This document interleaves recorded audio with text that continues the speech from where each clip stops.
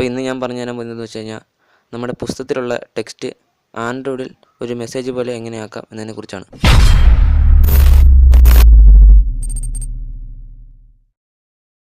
അപ്പോൾ ഈ ആപ്ലിക്കേഷനെ കുറിച്ച് ചിലർക്കൊക്കെ അറിയായിരിക്കും, പക്ഷേ അറിയാത്തവർക്ക് തീർച്ചയായിട്ടും ഉപകാരപ്പെടുന്ന ഒരു ആപ്ലിക്കേഷനാണ്.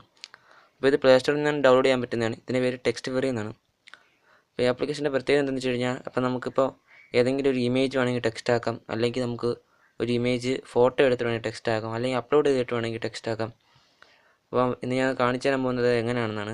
ഇപ്പോൾ ഞാനിപ്പോൾ ഒരു പുസ്തകം എടുത്തിട്ടുണ്ട്.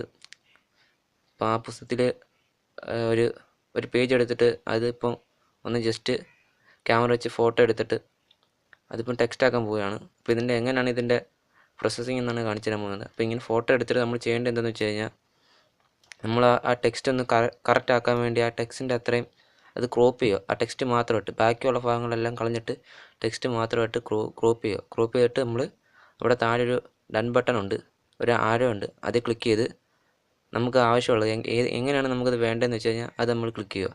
അതിനുശേഷം അവർ അതൊന്ന് ജസ്റ്റ് ഒന്ന് അനലൈസ് ചെയ്ത് നോക്കും, എന്നിട്ടൊന്ന് സ്കാൻ ചെയ്യും. അതിന് ശേഷമാണ് നമുക്കത് കിട്ടുന്നത്. അപ്പോൾ നമ്മൾ കുറച്ച് നേരം വെയിറ്റ് ചെയ്യുക.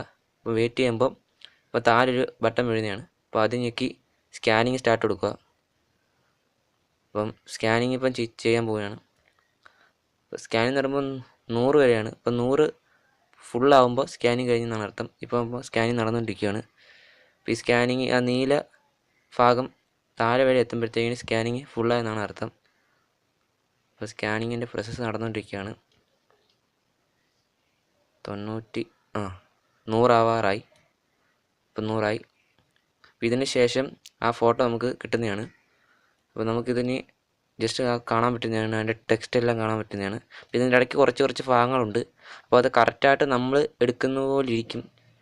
നമുക്ക് വേണമെങ്കിൽ ഇവിടുന്ന് നേരിട്ട് ഷെയർ ചെയ്യാം, അല്ലെങ്കിൽ നമുക്ക് ട്രാൻസ്ലേറ്റ് ചെയ്യാം. ഹിന്ദി വേണമെങ്കിൽ, മലയാളം വേണമെങ്കിൽ, ഏത് വേണമെങ്കിൽ നമുക്ക് ട്രാൻസ്ലേറ്റ് ചെയ്യാം. ഞാൻ നെറ്റ് ഓൺ ആക്കിയിട്ടില്ല. അപ്പോൾ ഞാനിപ്പം ജസ്റ്റ് ഒന്ന് നെറ്റ് ഓൺ ആക്കുകയാണ്. നെറ്റ് ഓൺ ആക്കിയതിന് ശേഷം നമുക്കിത് ട്രാൻസ്ലേറ്റ് ചെയ്ത് മാറ്റാൻ പറ്റുന്നതാണ്.